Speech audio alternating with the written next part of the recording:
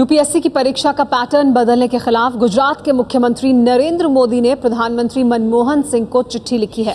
मोदी ने अपनी चिट्ठी में पैटर्न बदले जाने पर विरोध जताया है। नरेंद्र मोदी ने खासकर गुजराती भाषा का जिक्र करते हुए कहा है कि नियम में बदलाव से क्षेत्रीय भाषा में परीक्षा देने वालों का सपना टूट जाएगा। यूपीएससी के पैटर्न में जो बदलाव किया गया है उसका विरोध अब नरेंद्र मोदी ने भी किया है। क्षेत्रीय भाषाओं की अनदेखी आखिर क्यों की जा रही है, ये सवाल उठाया नरेंद्र मोदी ने, जो प्रधानमंत्री को उन्होंने चिट्ठी लिखी है। आइए आपको बताते हैं दरअसल क्या बदलाव किए गए हैं यूपीएससी की परीक्षा के पैटर्न में और उसको लेकर किस तरह से विवाद हो रहा है।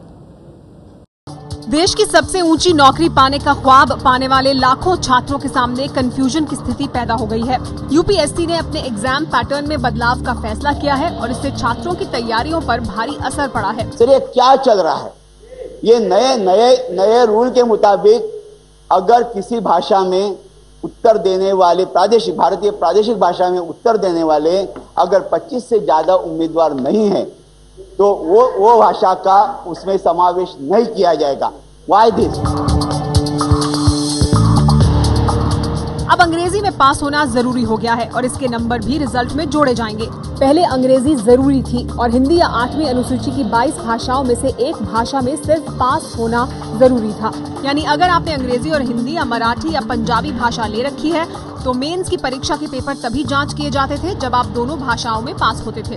लेकिन अब क्षेत्रीय भाषा को हटा दिया गया है और सिर्फ अंग्रेजी भाषा में पास होना और बेहतर नंबर लाना भी जरूरी कर दिया गया है। पैटर्न के बदलाव के बाद ये कहा जा रहा है कि इससे क्षेत्रीय भाषाएं पीछे छूट जाएंगी और अंग्रेजी का प्रभुत्व बढ़ेगा, जिससे अंग्रेजी स्कूलों में पढ़े लोगों को फायदा मिलेगा।